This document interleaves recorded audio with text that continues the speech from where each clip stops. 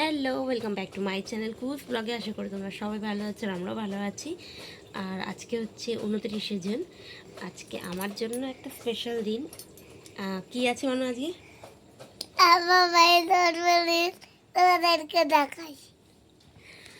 তো আজকে আমার বার্থডে। তো রাত্রি 12টার সময় তো রাজা উইশ করেছে, এখন ঘুম থেকে উঠে আমাকে উইশ করলো। তো চলো আজকে ব্লগটা শুরু করি। সারাদিন কেমন কাটাই না কাটাই সবটাই তোমাদের সাথে শেয়ার করবো। তো জন্মদিনের সকালবেলায় উঠে চলে যাচ্ছি কুহু আর আখিদের দুধ আনতে। আর বাবা যায় দুধ আনতে, আজকে রাজা বাবা দুজনের সবজির ভাড়া গেছে, তাই বাড়িতে কেউ নেই, আজকে আমাকেই যেতে হচ্ছে। আর কুহুরা যে দুধটা খায় ওটা সকাল সকাল না গেলে পাওয়া যায় না, শেষ হয়ে যায়। তো চলো এবার গিয়ে মাকে বলবো চা করতে, চা খেয়ে লেগে পড়বো সংসারের কাজে।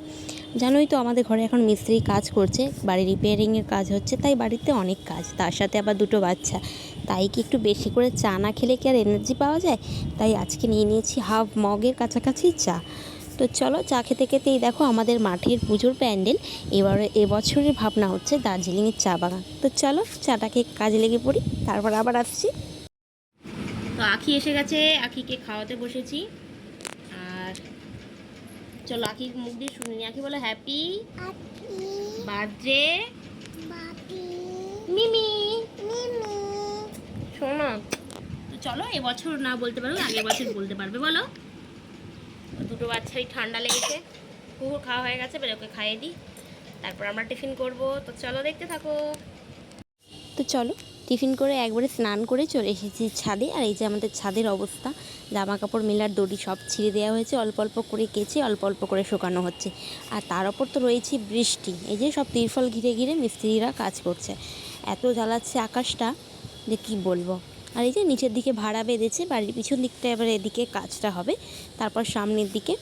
তো চলো মা খেতে ডাকছে। তো আজকের মেনুতে কি কি আছে দেখায়। দেখো মেনুতে আছে করলার চচ্চড়ি, শাক ভাজা, চিকেন স্টু, চিকেন কষা, চাটনি। আর দুপুরে চলে গেছিলাম আমসত্ত্ব রোদে দিই। চলে এসেছি ছাদে, দুপুরবেলা এখন বাজে 1:30। দুটো মেয়েকে ঘুম পাড়ানো হয়ে গেছে। প্রথমে আখিকে ঘুম পাড়িয়ে দিয়েছি, তারপর কুকুকে ঘুম পাড়িয়েছি। আর আকাশে তো ঠিক নেই, যখন তখন বৃষ্টি যাচ্ছে। আর আমাদের ছাদের অবস্থা এই যে, এখন যতদিন কাজ চলবে অবস্থা এই। তো মা আমসত্ত্ব করতে দিয়েছে, শুকাতে দিয়েছে রোদ্দুরে, এই যে ট্যাঙ্কির ওপরে তার ওপারই গো।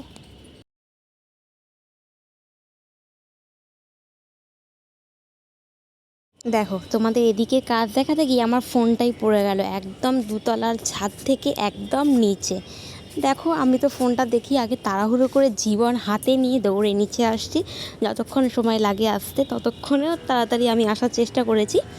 ভাগ্যিস ফোনটার আমার কভার, পেছনের কভারটা ছিল বলে ফোনটার আমার কিছু হয়নি, নাহলে সিমেন্টের বাড়ি যে ভাঙছে তার যে চায়ের ওপর ফোনটা পড়েছে, যদি কভার না থাকতো ফোনটা আমার 2 হাতখানা হয়ে যেত।